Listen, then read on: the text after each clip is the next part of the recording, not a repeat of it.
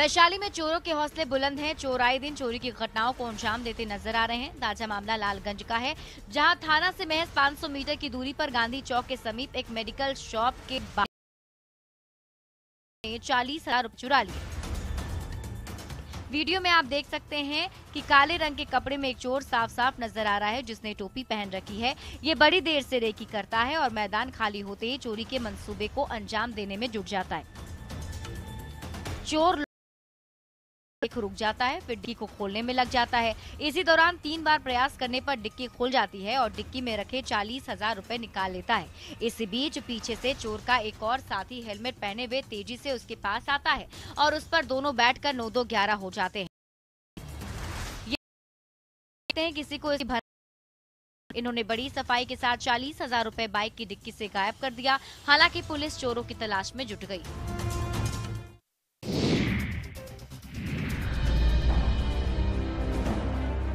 आज तक आपने पैसे, गहने और सामानों की चोरी सुनी होगी, लेकिन दानापुर से एक अजब गजब चोरी का किस्सा सामने आया है, जिसमें चोरों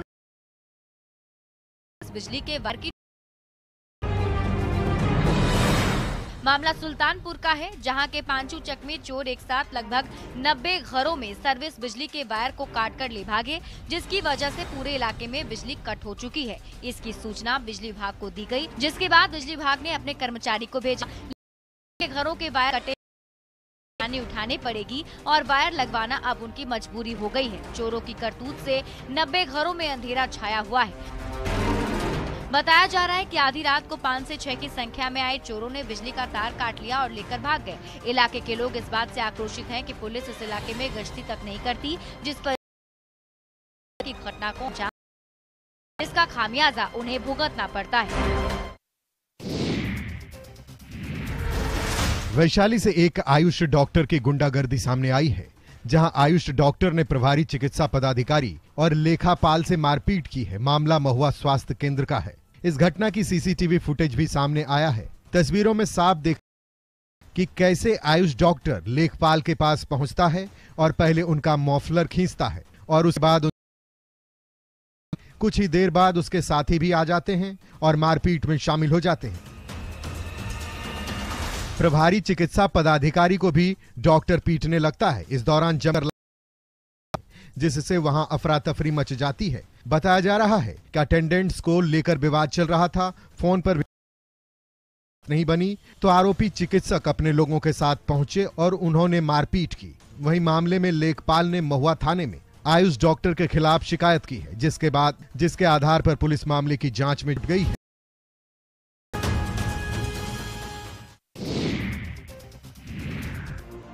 दुमका के दिग्घी में फूलो झानो मेडिकल कॉलेज के निर्माणाधीन बिल्डिंग में अचानक आग लग गई। इसमें एक मजदूर झुलस गया। आग मेडिकल कॉलेज के LNDT कंस्ट्रक्शन के स्टाफ क्वार्टर में लगी। यहां रहते थे। आग लगने की वजह मजदूरों का खाना बनाने के दौरान चूल्हे से उठी चिंगारी को बताया जा रहा है।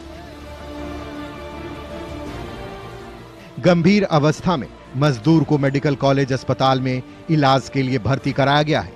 आग की सूचना कॉलेज प्रबंधन ने ओपी थाना प्रभारी और कॉलेज के स्टाफ पहुंचे। फायर ब्रिगेड के पहुंचने से पहले ही आग पर काबू पा लिया गया। दुमका दिग्घी गांव में फूलो झानो मेडिकल कॉलेज का निर्माण पिछले 3 साल से हो रहा है। निर्माण चल रहा है। मजदूरों ने बताया कि पहले आग कमरे में लगी और देखते देखते पूरी बिल्डिंग को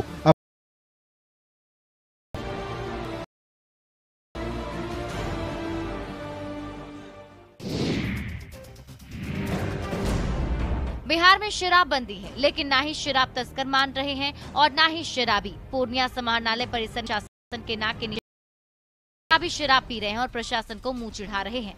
पूर्णिया के समाहरणालय परिसर में जल जीवन हरियाली योजना के तहत बना तालाब है। डीएम से लेकर कई बड़े अधिकारी और कर्मचारी बैठते हैं, लेकिन इस तालाब में शराब की दर्जनों बोतलें प्रशासन को मुंह चिढ़ा रही हैं।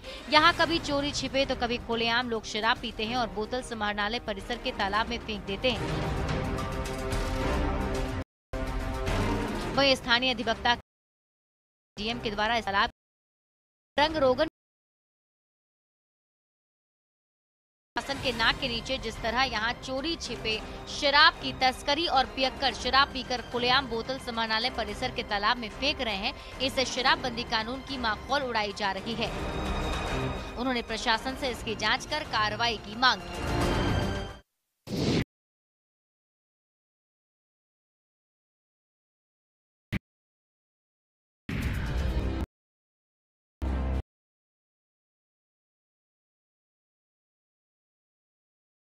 नहीं हो सका है, जबकि कड़ाके की ठंड पड़ रही है और ठंड को देखते हुए 8 जनवरी तक राज्य भर में कक्षा 1 से 5 तक स्कूल बंद करने का निर्देश भी जारी किया गया है। जिले में 61,000 बच्चों के बीच स्वेटर बांटना है, लेकिन अभी तक केवल 20,000 बच्चों को स्वेटर दिया जा सका है। विभाग की उदासीनता स्वेटर या पहनने को मजबूर हैं। इधर शिक्षा विभाग वितरण नहीं होने के लिए JSLPS को जिम्मेदार ठहरा रहा है। वहीं JSLPS है कि इस साल स्वेटर, जिसके कारण स्वेटर निर्माण कर वितरण करने में देर हो रही है। जनवरी माह तक स्वेटर का वितरण कर दिया जाएगा। हम लोग लगे हुए हैं और दिन रात कार्य किया जा रहा है। पहले कड़ाके की ठंड की उदासीन के कारण बच्चे पुराने स्वेटर या फिर खुद से स्वेटर खरीद कर पहनने को मजबूर हैं। प्यार किस्से तो आपने सुने होंगे, लेकिन यहाँ पत्नी की बेवफाई ने एक पति को घुट-घुट कर जीने पर मजबूर कर दिया है। आलम यह है कि पति अपने 2 मासूम बच्चों में भीख मांगने को विवश है। पति 4 साल के बेटे अंश और 6 माह की बेटी को गोद में लेकर पूरे बाजार में घूम और अपनी पति गुमशुदगी का पोस्टर भी लेकर घूम रहा है और लोगों से मदद मांग रहा है। दरअसल रामगढ़ थाना क्षेत्र के डहरक गांव के रहने वाले कृष्ण मुरारी गुप्ता की पत्नी घर छोड़कर फरार हो गई है। महिला कोई पहली बार घर से नहीं भागी है, इससे पहले भी वो से भाग चुकी है और उसे पति का कहना है कि पत्नी पिछले कई महीनों से गायब है, जिसका अभी तक कुछ पता नहीं लगाया जा सका है। बताया जा रहा है कि कृष्ण मुरारी की शादी 2017 में हुई थी और पत्नी शादी के 1 वर्ष बाद से ही कई बार उसे छोड़कर चली गई है।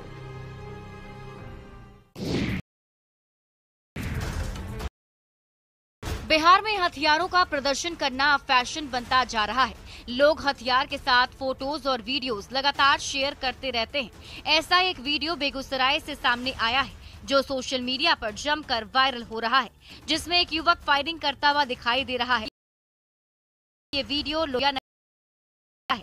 युवक ने फायरिंग करते वीडियो तो बनाया ही, साथ ही साथ उसे सोशल मीडिया पर खुद ही वायरल भी कर दिया। ये देखिए कैसे ये युवक हीरोगिरी दिखाते हुए अपनी पॉकेट से पिस्टल निकालता है, उसके बाद गन लोड करता है और हवाई फायरिंग। ये वीडियो अपने पर लगता है और उसके बाद ये वीडियो सोशल मीडिया पर तेजी से वायरल हो जाता है। वीडियो सामने आने के बाद पुलिस के कान खड़े हो गए हैं। पुलिस आरोपी युवक की पहचान में जुट गई है, साथ ही साथ युवक पर कार्रवाई करने की तैयारी चल रही है। की पुष्टि ही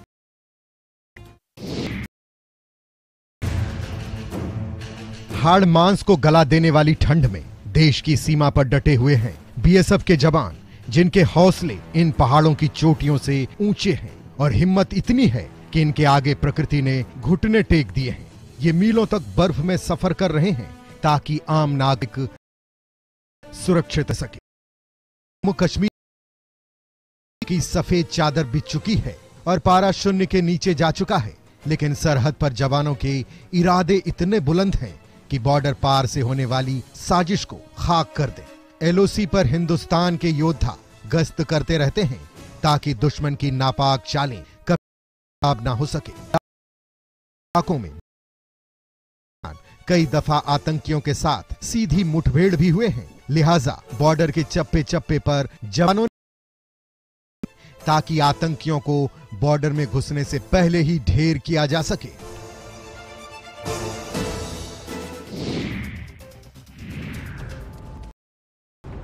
पुलिस विभाग शराब कार्रवाई कर रहा है। इसी कड़ी में सीवान में लगातार शराब को नष्ट किया जा रहा है। ये शराब जिले के विभिन्न थाना क्षेत्रों से पकड़ी गई है। इन अवैध शराब पर बुलडोजर चलाकर नष्ट किया जा रहा है।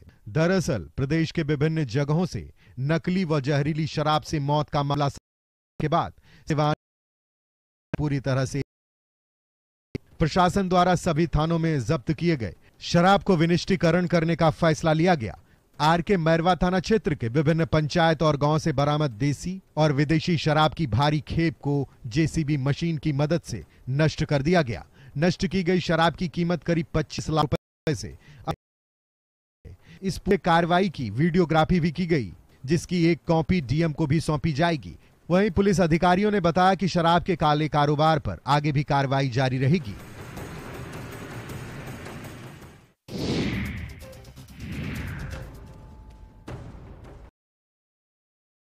जमशेदपुर की विदेशी शराब की अवैध मैन्युफैक्चर का खुलासा हुआ है।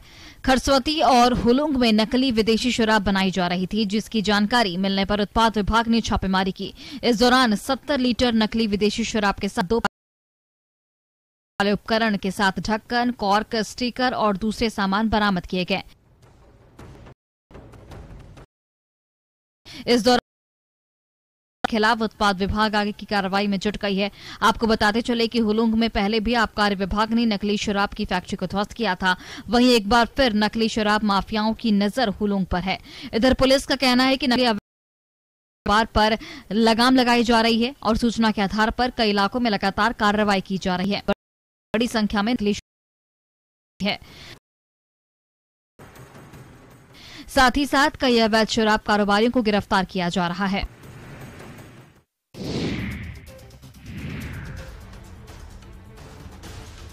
गोड्डा के उत्क्रमित मध्य छात्रों और अभिभावकों ने हंगामा किया। छात्रों का आरोप है कि उन्हें नियमित रूप से मिड डे मील नहीं मिलता है। साथ शौचालय तक की व्यवस्था में शौचालय है, लेकिन उसमें हमेशा ताला बंद रहता है। दरअसल स्कूली बच्चों ने आरोप लगाते हुए कहा कि स्कूल में शौचालय है तो शिक्षक उसमें ताला बंद रखते हैं और बच्चों को खेत में जाने को कहा जाता है। वहीं बच्चों ने ये भी आरोप लगाया कि शौचालय गंदा होने शिक्षक बच्चों से आते हैं। अभिभावकों ने स्कूल में जमकर हंगामा किया। साथ ही बच्चों ने बताया कि छात्रों को मध्याह्न दिया गया था, लेकिन स्कूल में उन्हें मिड डे मील भी नहीं मिलता है। इधर स्कूल के प्रधान अध्यापक ने बताया कि राजनीति की वजह से ऐसी स्थिति उत्पन्न हो रही है। आरोप बेबुनियाद है और ये नारेबाजी।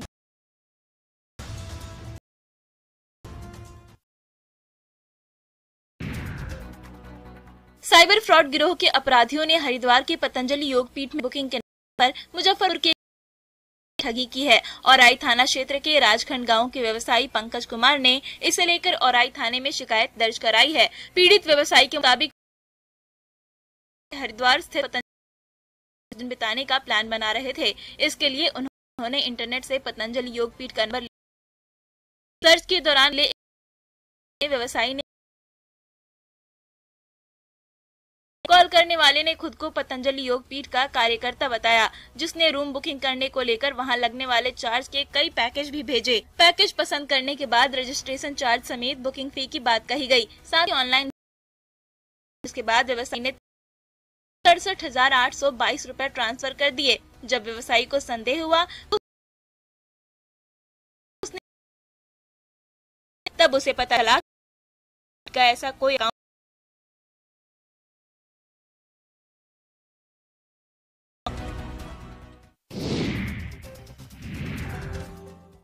हाथ में बल्ला, माथे पर तिलक और पहनावा है धोती कुर्ता। ये सभी खिलाड़ी हैं जो क्रिकेट खेलने जुटे हैं। दरअसल मध्य प्रदेश के भोपाल में इन दिनों टूर्नामेंट चल रहा है। अनोखा इसलिए क्योंकि इसमें खेलने वाली टीमें धोती कुर्ता पहनकर मैदान में उतर रही हैं।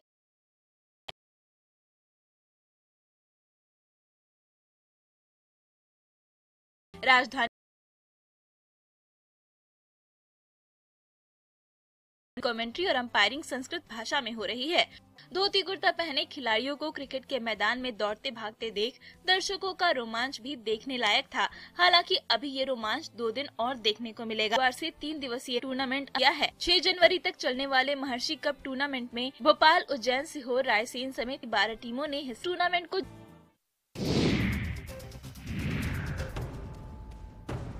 सीतामढ़ी के रिगा में खेत में घास काटने गई 2 महिलाओं पर जंगली जानवर ने हमला किया है। हमले में दोनों महिलाएं बुरी तरह से जख्मी हो गई हैं, जिन्हें इलाज के लिए भर्ती कराया गया है। महिलाएं सुनीता रहने वाली हैं।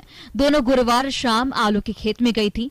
बगल के गन्ने के खेत में से अचानक जंगली जानवरों ने निकल हमला बोल दिया। ग्रामीणों से इसकी जानकारी पंचायत के मुखिया को दी, जिसके बाद मुखिया ने हमले की जानकारी प्रशासन को दी है।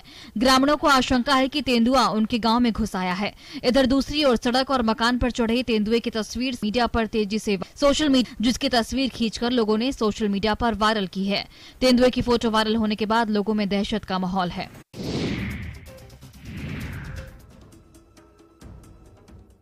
वीडियो बनाने का जुनून इस शख्स पर कुछ इस तरह सवार है कि ये को भूल गया है और मोबाइल लेकर उसके पीछे पीछे जा रहा है। इसे अंदाजा भी नहीं है कि अगर पलटकर हमला की मौत हो। रिजर्व के मंडला रेंज में एक कर्मचारी की लापरवाही का वीडियो सामने आया है, मीडिया पर वायरल होने लगा है।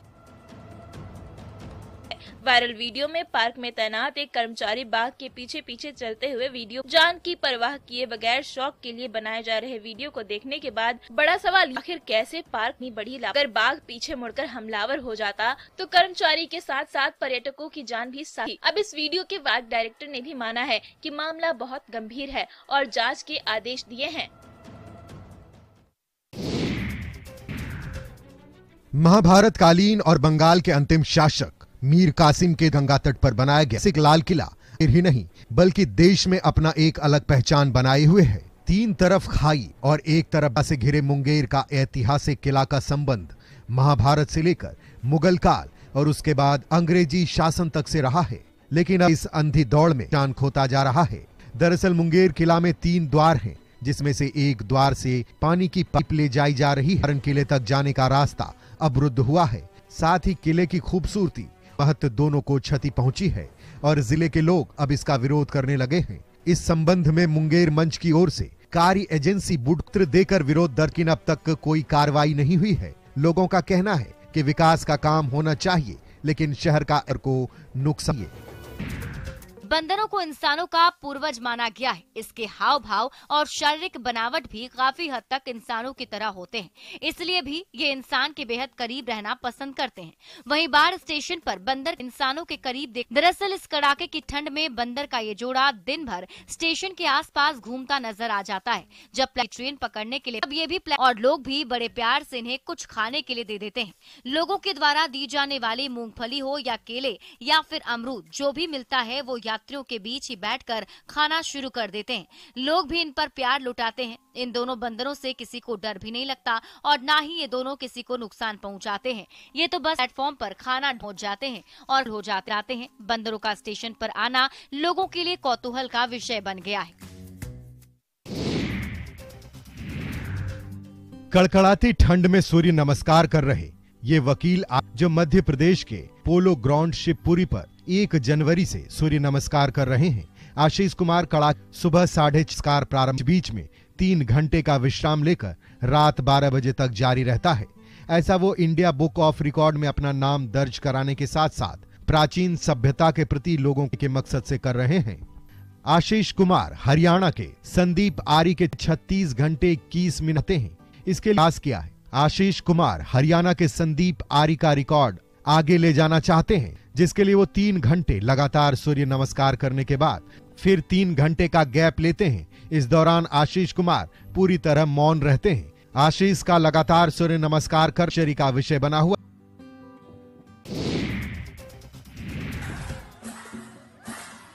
भागलपुर के रमनकाबाद पश्चिम पंचायत के रारोडी स्थित मैदान पर सोहराय मिलन समारोह का आयोजन किया गया। आदिवासी समुदाय के लोगों द्वारा आयोजित इस समारोह में जेडीयू विधायक राजीव कुमार शामिल हुए। यहाँ अंदाज देखने को मिला। राजीव कुमार सिंह ने जमकर ढोल भी बजाया।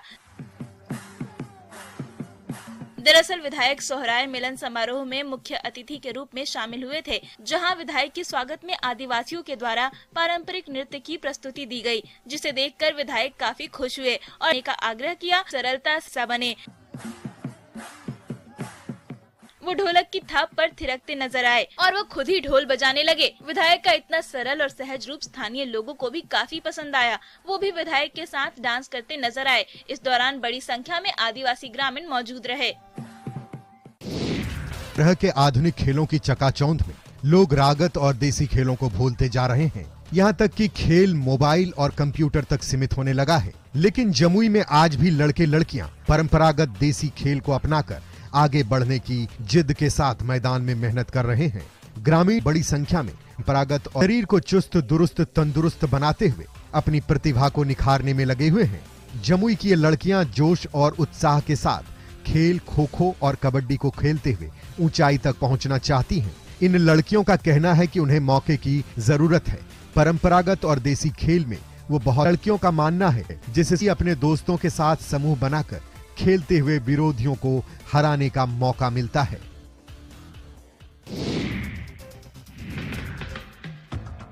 मुजफ्फरपुर में रिकॉर्ड तोड़ती ठंड पड़ रही है। लोग अपने अपने घरों में रजाई में दुबके हुए हैं। अलाव से आग ताप कर खुद को, लेकिन वहीं दूसरी से भी हैं कर खाने के लिए खाना।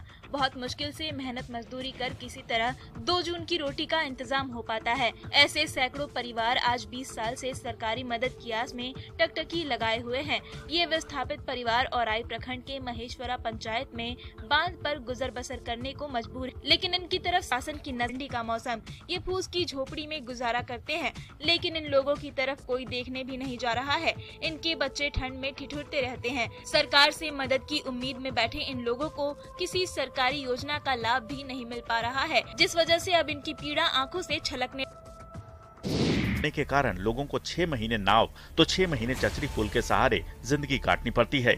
गौड़ा बौराम विधानसभा के किरतपुर गांव के लोगों को आजादी के 75 साल बीत जाने के बावजूद पुल के लिए तरसना पड़ रहा है। किरतपुर प्रखंड मुख्यालय से महज कुछ ही दूर कोसी नदी है, जिस पर पुल नहीं होने से परेशानी का सामना कर सरकार के थक चुके हैं। यहाँ हर साल 6 से 7 महीने नाव चलाई जाती है और पानी कम होने पर श्रमदान और आपसी सहयोग से लाखों खर्च कर चचरी पुल बनाया जाता है। लेकिन जैसे ही नदी में पानी बढ़ता है, चचरी पुल पानी के साथ बह जाता है और स्थानीय लोगों का रुपया बर्बाद हो जाता है।